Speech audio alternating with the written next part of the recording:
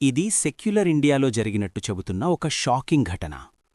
ఒడిశా ధెంకనాల్ జిల్లాలో ఒక Christian pastor Bipin Bihari నాయక్పై జనవరి 4, 2026న దాడి జరిగినట్లు నివేదికలు చెబుతున్నాయి.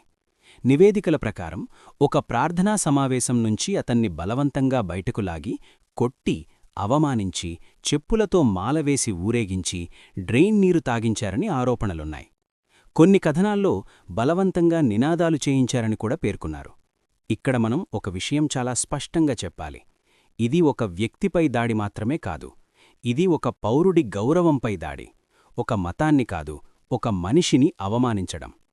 అసలు ప్రశ్న, చట్టం ఎవరి చేతిలో ఉంది? ఇలాంటి ఘటనల్లో తక్షణమే రెండు పక్షాలు తయారవుతాయి. ఒక వర్గం కోపంతో మాట్లాడుతుంది, ఇంకో వర్గం రాజకీయంగా డిఫెండ్ చేస్తుంది. కానీ నిజమైన ప్రశ్న ఇది: చట్టం ఎవరి చేతిలో ఉంది?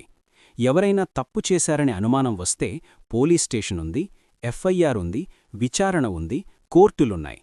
కానీ గుంపుగా రావడం, కొట్టడం, అవమానించడం, బలవంతం చెయ్యడం — ఇవి న్యాయం కాదు.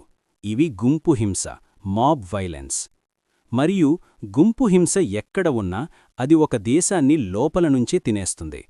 ఇది మైనారిటీలకే కాదు, దేశానికే ప్రమాదం. ఈరోజు ఒక మైనారిటీపై దాడి అనిపిస్తుంది, కానీ రేపు అదే గుంపు వేరే కులం మీద, వేరే మతం మీద, వేరే పార్టీ మీద, లేదా నిన్ను నన్ను కూడా టార్గెట్ చెయ్యొచ్చు. ఎందుకంటే గుంపుకు సత్యం అవసరం లేదు, కోపమే చాలు. అందుకే ఈ విషయాన్ని మత సమస్యగా కాదు, భద్రతా, మానవ హక్కుల సమస్యగా చూడాలి. Government police accountability. ప్రభుత్వం ఏ పార్టీ అయినా సరే, పోలీసులు ఏ రాష్ట్రమైనా సరే, ఇక్కడ ఒక స్పష్టమైన స్టాండర్డ్ ఉండాలి.